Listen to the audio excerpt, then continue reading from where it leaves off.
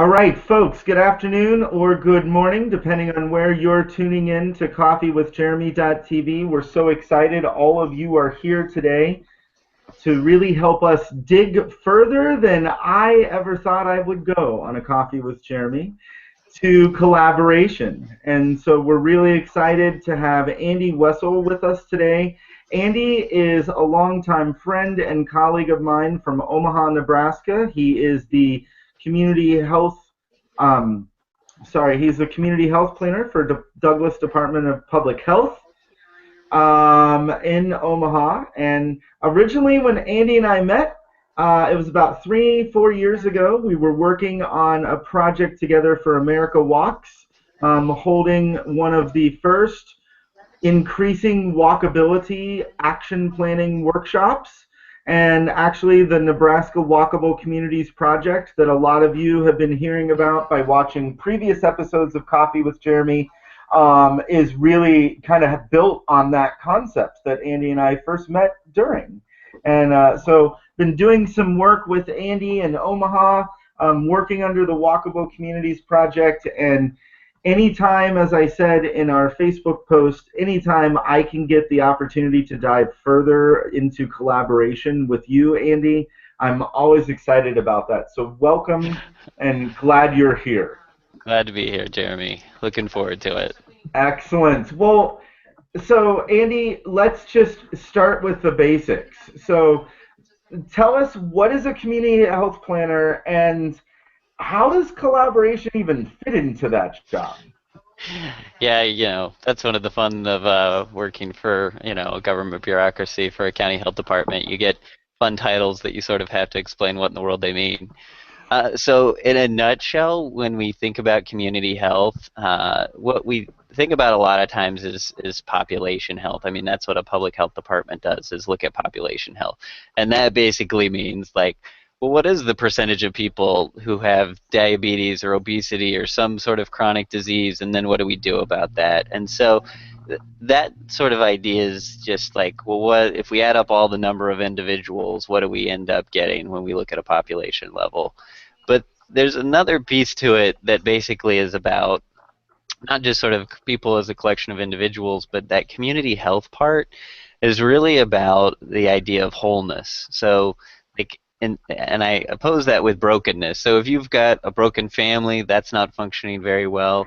If you have a fragmented community, that's unlikely to be a healthy community. If you have a lot of things happening in isolation, if things are just partial or incomplete, those are sort of things that are broken. And the idea of wholeness as part of community health is, how does everything actually relate to each other in a way that actually keeps people healthy, that functions well.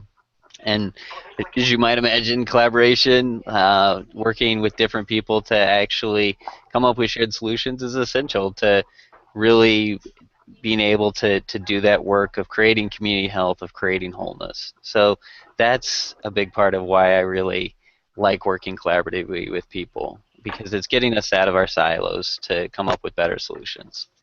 So, Andy, are we talking like working collaboratively, as in everybody has to come out holding hands and kumbaya singing and Sure. stuff like that? Or Well, what you see a lot now is issues where decisions get made, but they don't have a lot of legitimacy. So, if the boss just decides and then, sends it top down, you're unlikely to have people really feel excited about that idea and really go gung-ho and implement it. You might get compliance, but you don't actually get engagement. You don't get people excited to really implement that idea and to go after it. And so I think that other part with that is you see a lot of that going on with government right now. There's not a lot of trust in government, and if it just feels like government's sort of making paternalistic decisions for people, that usually doesn't have a lot of buy-in. It usually doesn't have a lot of uptake. And so there's this part of it really about, are the decisions we make seen as legitimate? Like, do we have enough consensus that people can live with that decision and move it forward? Or do they just hate it and they're going to fight it tooth or nail, or just drag their heels throughout the whole thing? Well, and I appreciate where you're coming from on that, Andy, because I mean, we see that a lot in our corporate work where corporate president says, you know what, I think I know where we need to go, but if Mm-hmm. I engage my staff and I really get them to have that conversation, it isn't that we couldn't have gone where I want to go without doing that. It's that we can go so much further Mm-hmm. with it, and we can really build off of that engagement, or that buy-in is what we talk a lot about with our clients. So, Yeah. you know, I've been trying to highlight, even with some of our work in Nebraska, I know even in Omaha, just sitting down and having conversations about how we work together and how we make that happen. Omaha, Grand Island has had those conversations. Hebron has had those conversations. And so Sure. we're even seeing some of that in Nebraska as well. So, you've been doing this, I think you told me, was it 8 years or No, more? about 7 years that About in 7 years. some capacity I've been doing collaborative work. It was specifically with the health department, with that being a focus of what my work was on.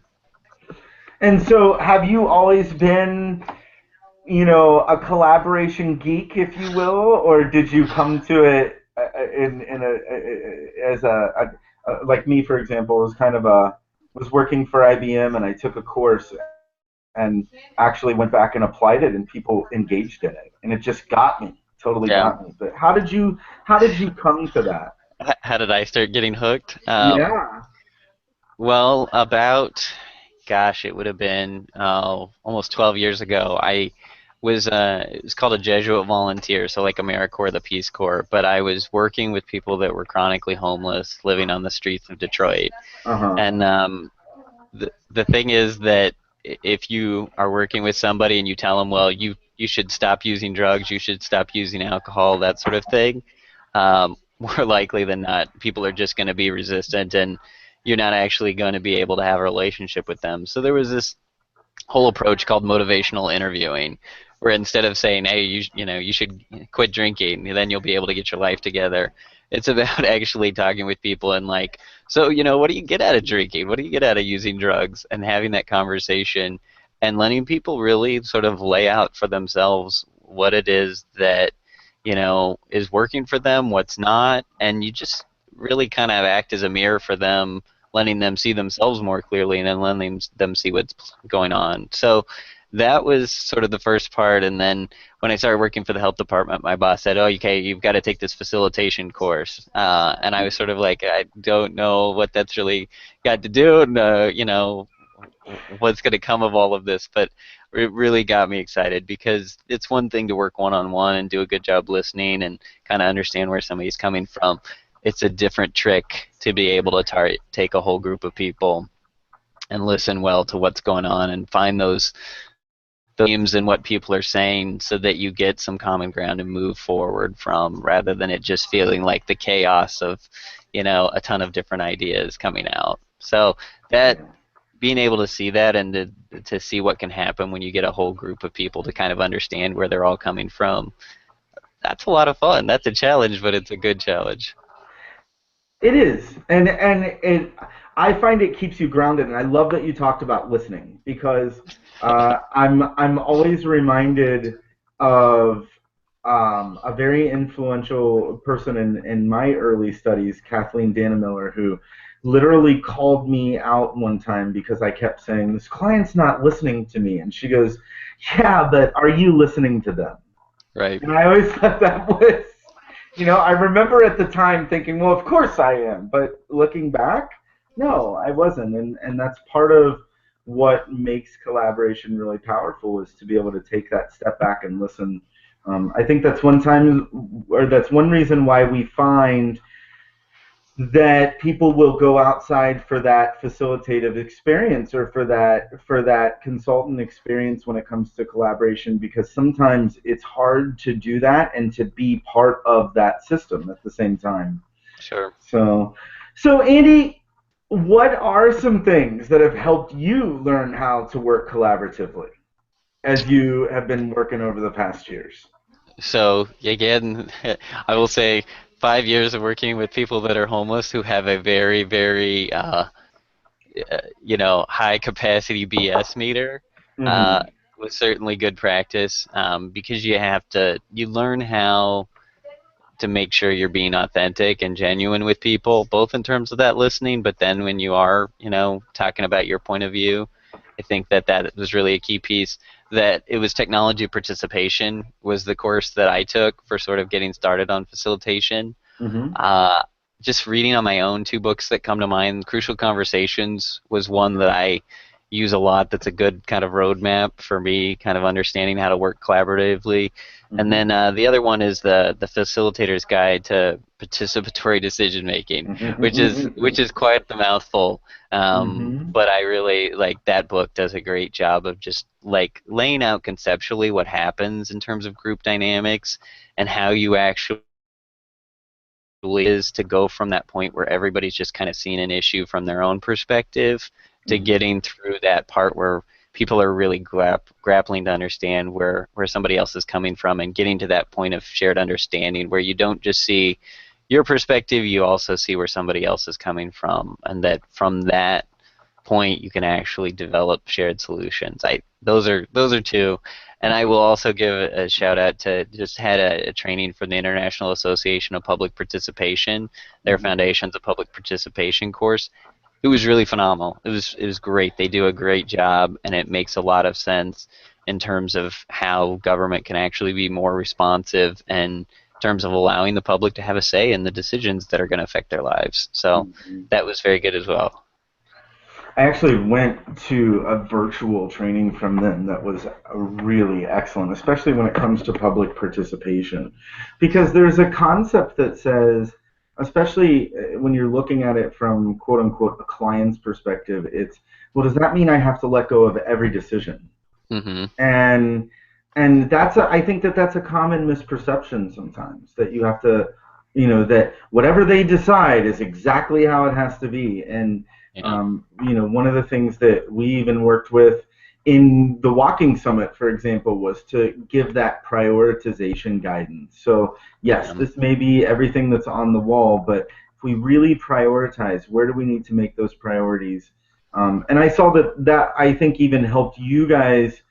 I know I'm asking you to think 3 years ago, but I'll do my best. yeah, I think that even might have been helpful to you guys as you were looking at those next steps and really trying to figure out where do we put our funding. Yeah. I, So. I mean, the thing that I've realized is that everybody is so busy in this day and age that something can be the best idea in the world, but if nobody's willing to champion it and keep moving it onto people's front burners, it doesn't happen. It doesn't go anywhere, no matter how good of an Mhm. idea it is. And that's part of what I think that prioritization piece helps with, and specifically the part that you're always really good at doing, which is okay, who's actually going to lead on this piece, and when do we need to get it done by, and all of that part, like that those next steps get that specific, so that somebody actually is, I'm going to keep it on my front burner and I'm going to make sure that it happens, because otherwise it just doesn't. We get busy and it just sort of falls off. Well, and I am going to move us into neuroscience just a minute for our people who are watching, because I put that into the title, right?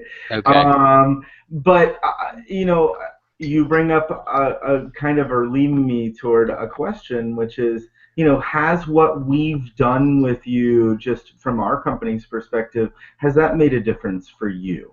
And what are some of the things that you think we've done to be helpful to you? Yeah, the thing that's always so powerful is when you do create that clarity around what the next steps are, like both in terms of like what sort of the shared vision, the philosophical vision of where we want to go, where's the destination we want to end up with, and then that sort of strategic vision of, well, how are we going to get there? What are the next steps that are going to get us there? And I think that part of like how good you are at developing sort of that process component, being that process architect, like Mm-hmm. has just been instrumental in us having good processes that have allowed the fact that we have lots of different partners in the room trying to figure this all out, to be able to work together and come up with that. And the other part that I think's been really helpful is the polarity management idea, that part of like really shifting from the either or conversation, Mm-hmm. because it's a pretty the like good guys versus bad guys is sort of a paradigm that's really powerful in our Mhm. culture, and it's really easy to get sort of locked into that. And I think to find ways to shift out of that sort of place, to be able to talk from sort of that both and perspective was also really helpful in terms of getting sort of our engineering minded folks versus our sort of active transportation advocates to see that wait, we all have sort of important roles to play in this, and there's value to having these different perspectives. Now there's Mhm. still work to go on that one, as you know, but we've at least cracked that door open in a pretty good way. Well, Andy, there's always work to be done. That's that whole working with human beings thing, I think. That's right. Well, and I think it also comes down to remembering that change is a journey. It Hmm. doesn't start and end with a meeting, Yeah, it continues with a meeting. And if the meeting is done right, it can get jump started and sure. we can see action coming out of it. But it really is about putting yourselves in a perspective where you're really looking at that and how do we prioritize and how do we get to that end point, but also recognizing that it's a journey and it takes Right. time.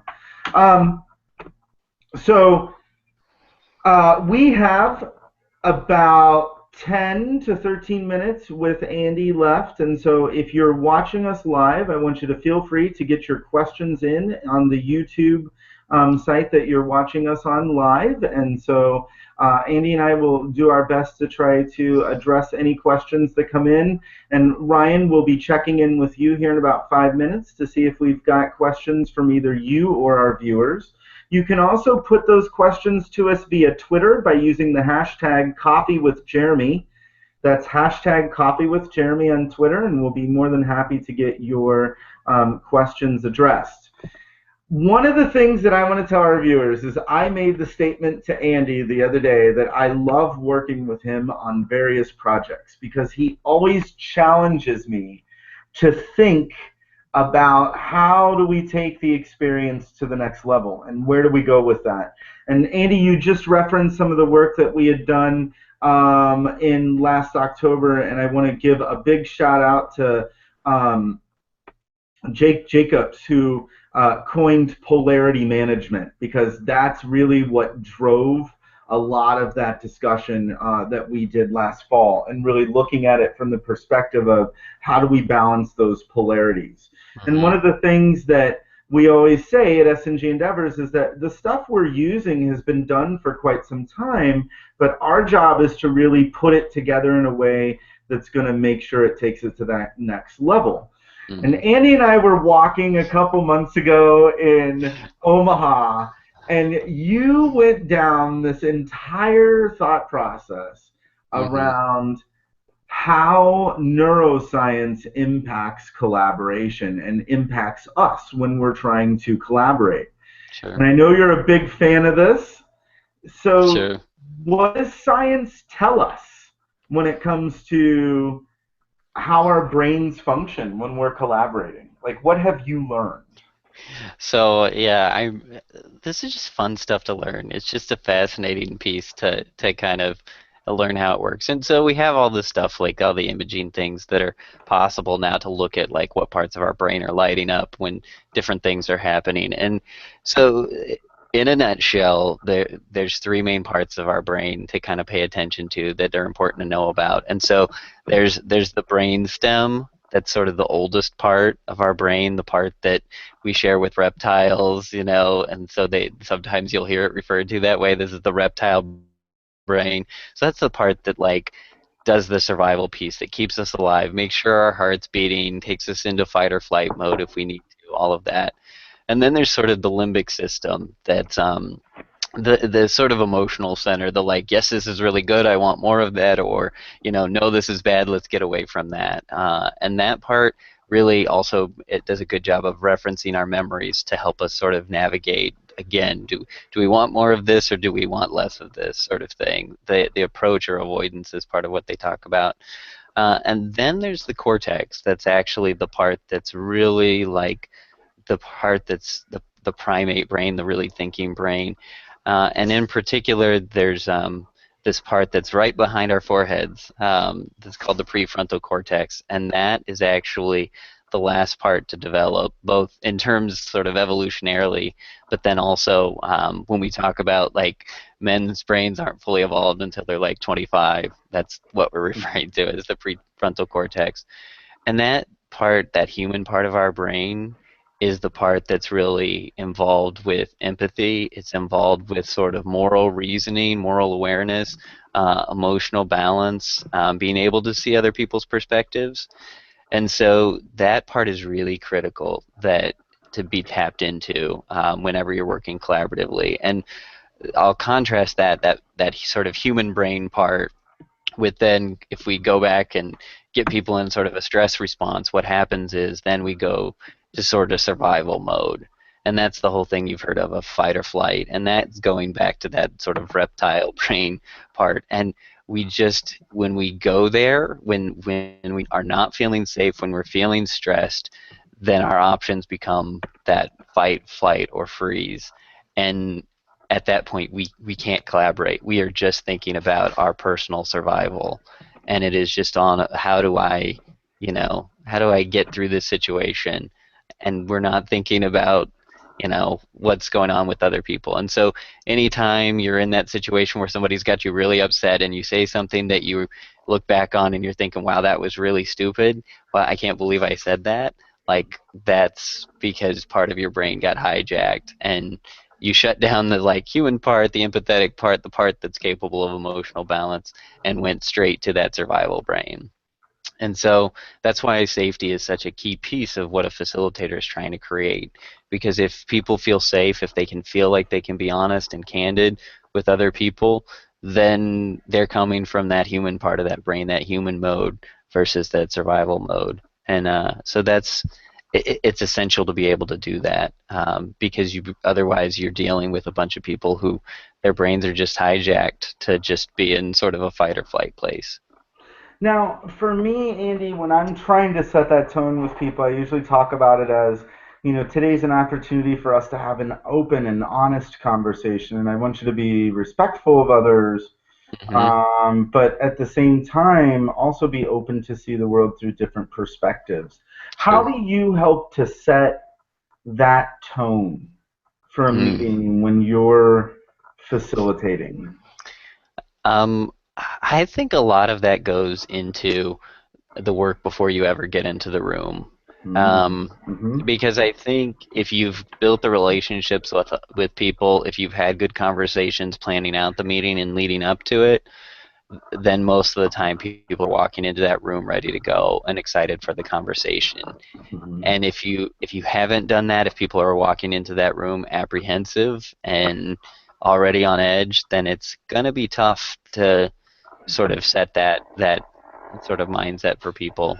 You can certainly do it. I think, if you're a really strong facilitator and you can hold that space well, you can do it, but you've definitely given yourself more of a challenge. Yep, and I agree with what you're saying, and just some key pieces that I'll drag in as ways that you can do that, and you can see more of this if you go back and check some of the Coffee with Jeremy.tv episodes, because we've talked about them, but a strong and diverse design team. Hmm. So if I'm bringing 70 people together, I want 10 to 20 of those people in the room that represent the 70, so that whatever we're putting together is going to make sure to meet the needs of all those different stakeholders. So that's Sure. something that we look for. I think it also comes down to being clear. What's the purpose and outcomes of Hmm. why we're coming together today, right? Like, Hmm. why is that important? What's the difference that's going to be made for you? I think it's also looking at what, if anything, can we provide in background information that's going to really help people see the potential of where this can go. The other thing that I'll throw out, and this, we've been doing a lot of virtual summits that got kicked off in the last week, Andy, and it's harder to do virtually Yep. because I've gotten so used to doing it in person, but you almost have to keep yourself energized as you're facilitating, right? Sure. And so if I'm talking with a group of people and I say, So this is an opportunity for open and honest communication, and it's really important that everybody does that. It's not going to fly. But if Right. I'm coming to it with that, listen, this is an opportunity for you guys to dig in. It's an opportunity for all of you to participate, to have that open and honest conversation. And a lot of times I've even noticed when I do that, I'm bringing it back to the heart. Mm-hmm. Open and honest communication that will really help us set the tone for where we're going. That Right. means sometimes you've got to be open to other people's opinions because the process will help you bridge those gaps and see how we come together. And that's a different set of language. It's a Yeah. different way of presenting that. So, Well, yeah, that goes back to that piece of somebody has to kind of be the champion for it. And as a facilitator, you have to be the champion for the process. And if you've done it enough and seen that sort of that magic that can emerge whenever you've got that safe place created and that collective intelligence is coming out where people are really building off of each other and they're sharing different perspectives and learning from each other and they're getting that sort of view of the whole picture, like it's magic. And when you know that that can happen and you believe in it, then you can set that tone and also just be, again, personally excited for it in a very genuine, authentic way. yes, and you know what, Andy, you just made me remember something else that we always try to do, which is, yep, as the facilitator, you want to hold that space and what I would call kind of the leadership excitement piece. But Hmm. if you're in a position where you can bring a couple members from the design team up to set that tone as well, Hmm. it's so much more effective when it comes from other people in the room Sure. to set that. So that is really good. We're coming to the close of our time. Ryan, are there any questions from our viewers or from you as you're kind of listening to this conversation? Yeah, actually, and the end of your conversation played into this perfectly, talking about the differences in a virtual summit. Uh, John Spalding, first of all, asked, how can technology better impact public participation?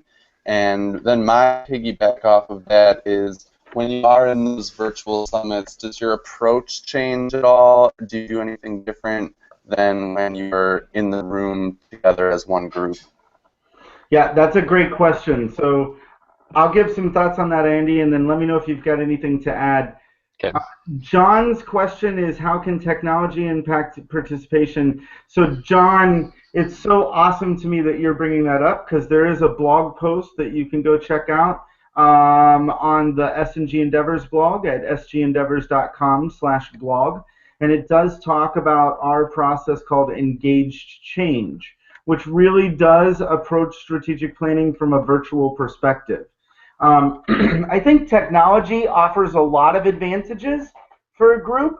I also think that there are advantages to doing it in person. And I think it depends on where the group's at, who's coming to the table, and really it also depends on scope. So with national organizations or statewide organizations, it's harder to engage the number of stakeholders that you need without incurring a lot of travel expenses. And so a virtual approach where it's done in a series of virtual meetings instead of a one-day planning session can really allow you to tap into that piece. um, when I facilitate virtually compared to when I'm in person, in all honesty, the process is very similar. We have to tweak some things. So, Andy, you'll be very fascinated to know, like, we still, when we're doing it virtually, we will use Google Docs, and it allows people to be able to see other groups as they're writing in their small groups.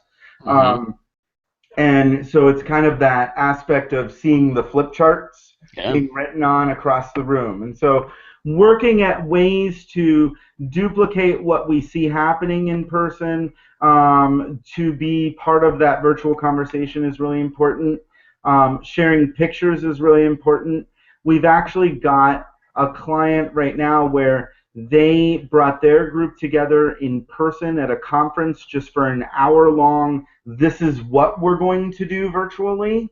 And so we found that, like, when we move into those conversations virtually, they've already built a little bit of a bond.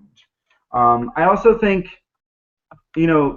software like Maestro Conference or WebEx, where you can break people into smaller groups, that is key to a collaborative virtual planning type thing. Andy, your thoughts? What haven't I covered? No, you've covered it pretty well, and you've got a lot more experience on doing the virtual side of things. That my experience with the virtual side is more on being a participant and haven't gone that route. That's the nice thing about working for a local health department is there's not too many things that I have to do where I can't get face to face with people.